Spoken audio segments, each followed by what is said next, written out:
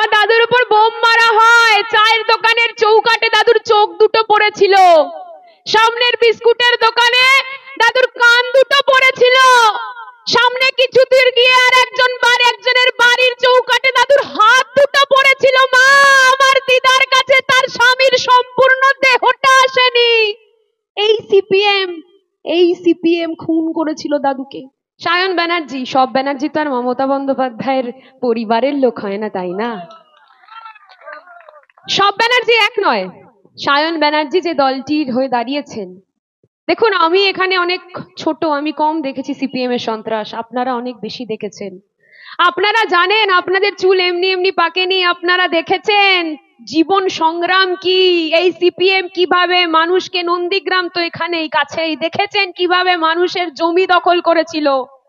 আমি শুনেছি আমার দিদার কাছে ঝান্ডা পুঁতে দিত, যে কোনো খালি জমি পেলে ঝান্ডা পুঁতে দিত, বলতো ওই জমিটা নাকি ওদের হয়ে গেছে। কত সন্তান হারা হয়েছে মা, কত পিতৃহারা হয়েছে কন্যা, ছোট ছোট কন্যারা, ছোট ছোট পুত্ররা। আমি শুধু একটা কথা বলে শেষ করছি, অনেকক্ষণ ধরে মায়েদের অনেক গরম লাগছে, সত্যি কথা, কিন্তু ভাবুন মা, আমাদের এইটুকুতে গরম লাগছে, আর একজন ঝড় জল বৃষ্টি গরম সব কিছু উপেক্ষা করে বাংলার এ প্রান্ত থেকে ও প্রান্ত ছুটে বেড়াচ্ছেন আমাদের মা, আমরা যাতে দুমুঠো সুখে শান্তিতে থাকতে পারি, তাই না?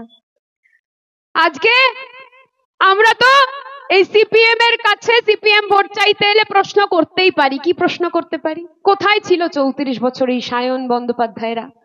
আজকে আসছে মায়েদের কাছে ভোট চাইবে, বলবে বাংলায় দুর্নীতি আছে, দুর্নীতি দুর্নীতি দুর্নীতি বলবে তো, দুর্নীতি শব্দটা তুলছে তো। এই তো শুভেন্দু অধিকারী তো খালি কথায় কথায় বলছে মমতা বন্দ্যোপাধ্যায়কে সম্মানীয় মুখ্যমন্ত্রী বলতে পারছেন না, তাও তো আমি ওনাকে সম্মানীয় বিরোধী দলনেতা বললাম। বলছেন কি খালা, ফুফু, এগুলো কোনো শব্দ হলো একজন মহিলা, একজন মুখ্যমন্ত্রীকে সম্বোধন করার মতো? আমার খালারা রয়েছেন এখানে, আমার ফুপুরা রয়েছেন, অবশ্যই রয়েছেন, কিন্তু মুখ্যমন্ত্রী আমাদের মাতৃসম, তাকে এই শব্দগুলো প্রয়োগ করে কোনো ধর্মকে আঘাত করা যায় না। জানে না শুভেন্দু অধিকারীরা যে বাংলার মাটিতে যেখানে একসঙ্গে কাসর ধ্বনি বাজে, শঙ্খ ধ্বনি বাজে, সেখানে আজানের সুরও বাজে। জানে না ওরা, ওদেরকে জানাতে হবে। সিপিএম ভোট চাইতে আসবে। 1980-81 সাল ইংরেজি তুলে দিতে চেয়েছিল সিপিএম। তখন কিছু কংগ্রেস নেতৃত্ব, যাদের শিরদাঁড়া তখন সোজা ছিল, সিপিএম এর বিরুদ্ধে চোখে চোখ রেখে লড়াইটা করতে পারতো, তখন তারা লড়াই করেছিল। আপনার বাড়ির মেয়েটা আজকে ইংরেজি জানছে তো মা, শিখছে তো ইংরেজি, সিপিএম বলেছিল তুলে দেবে। সিপিএম আমাকে, আপনাকে, আপনার বাড়ির মেয়েটাকে ইংরেজি শিক্ষায় শিক্ষিত করতে চাইনি, কিন্তু ওদের ছেলে মেয়েরা, এই সায়ন বন্দ্যোপাধ্যায়রা আজকে যত ইংরেজিতে ফুটানি মারে, সব বাইরে থেকে পড়ে আসতো, অথচ ওদের দাদারা, ওদের বাবারা, ওদের কাকারা ইংরেজিটা তুলে দিতে চেয়েছিল। আমার দাদু বেলেঘাটা, ফুলবাগান, শিয়ালদার কাছের একটি শহর, আমার দাদু নেতৃত্ব দিয়েছিলেন, ইংরেজি শিক্ষা তুলে দেওয়ার বিরুদ্ধে নেতৃত্ব দিয়েছিলেন। এরমই এক সন্ধে দাদুকে ঘর থেকে ডেকে টেনে নিয়ে গিয়েছিল, এরকম এক রাস্তার মোড়ে চায়ের দোকান ছিল, দাদু সংগঠন করছিলেন, চা খাচ্ছিলেন, ওরা গান তুলেছিল, দাদু গলায় শ্যামা সঙ্গীত গাইছিলেন, গলায় গান তুলেছিলেন, সঙ্গীত তুলেছিলেন। তারপর কি হলো জানেন? আমার দিদা মাত্র 26 বছর বয়সে স্বামী হারা হলেন। আমার দিদার দোষটা কি বলতে পারেন? আমার দাদুর সম্পূর্ণ দেহটা পরের দিন ফেরত আসেনি মা, বাবা, আমার দাদুর দেহটা ফেরত আসেনি সম্পূর্ণ।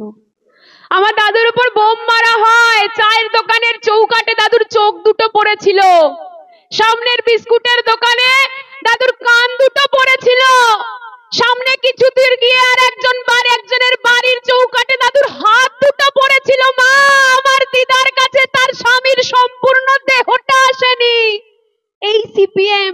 এই সিপিএম খুন করেছিল দাদুকে। আমার দাদুর দোষ কি? আমার আপনার জন্য লড়াইটা লড়তে গিয়েছিল, তাই। দাদু অসুখে মারা গিয়েছিলেন না, দুর্ঘটনায় মারা গিয়েছিলেন না, কপালে ছিল ভবিতব্য না, দাদুকে খুন করেছিল সায়ন বন্দ্যোপাধ্যায়ের দলের লোকেরা। তাই তাদের একটা ভোট দেবেন না মা, যারা 34 বছরে 34 লক্ষ লাশ ফেলেছে, একটা ভোট দেবেন না। আপনার মেদিনীপুরের মাটিতে রক্ত গঙ্গা বইয়ে দিয়েছিল, একটা ভোট দেবেন না। ওরা 34 বছর করেছে, আর এখন বিজেপি যেই যেই রাজ্যে রয়েছে সেই সেই রাজ্যে করছে।